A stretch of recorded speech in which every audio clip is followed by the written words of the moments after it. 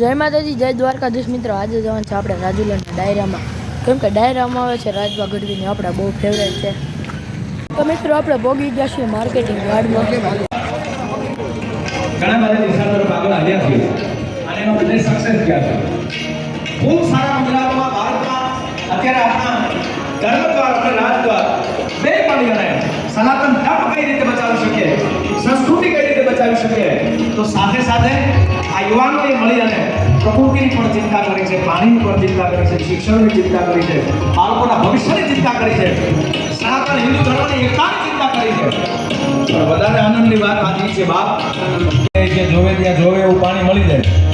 અત્યારની ચિંતાની વાત જ નથી, અત્યારે તો સુખના ખટારા ઢળવી દીધા આપણી ઉપર, પણ ભાવિ પેઢી માટે, આપણા બાળકો માટે, બાળકોના ભવિષ્ય માટે આપણી જે મેન્ટાલિટી છે, આપણે ઓરિજિનલ ગાય અને મેં બહુ એવું જોયું છે મહેસાજી, આપણે કવિ છે ને લખતા બહુ સારું હોય છે, તો એ ગાયના શબ્દ પણ શૈલેષભાઈ વાઘેલાની વિનંતી સ્ટેજ પર બિરાજમાન થશે। આપનું હાર્દિક સ્વાગત છે। આવો સાંભળીએ મયુરભાઈ।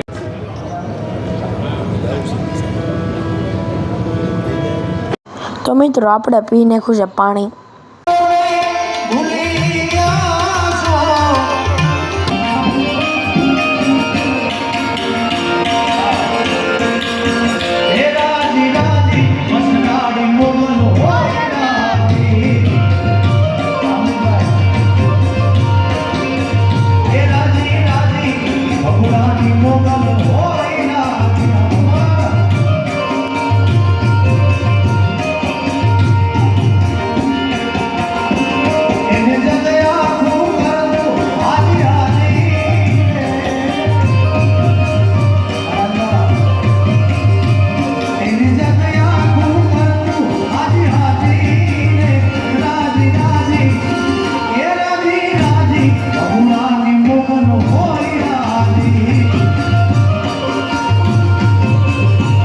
મિત્રો રાજબા ગઢવી આવી ગયા છે સ્ટેજ ઉપર।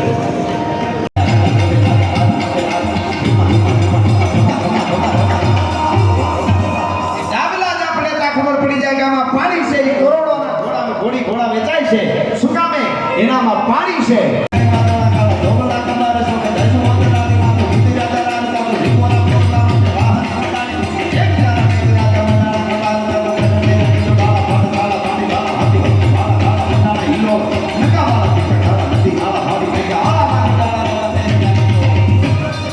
કારણ શું છે? એમાં પાણી છે। એ હવેલીમાં હારા ચિત્રો મૂકીએ, એટલા રંગ રંગીએ, ભીતુમાં રંગ ભરી દઈએ, પણ પાયો ન ગાળ્યો હોય તો એમાં આપણે ભણીએ ગણીએ, આગળ આવી કંપનીઓ નાખી દઈએ, અહીંયા લઈ આવી, બધું આપણે સારા રોડ બનાવી દઈએ, બધું સારું બની જાય। મંગળમાં આપણે એક પ્લોટ રાખી લઈએ, બધા ચંદ્રમાં એક પ્લોટ રાખી દઈએ, પણ અહીંયા પાયા વિનાના મકાન સળી દેવું તો એ હવેલી ગમે ત્યારે કળર ભૂખ કરતી હેઠી આવશે। સંસ્કાર છે, પાયા છે, ઘણી બાપુ કે છે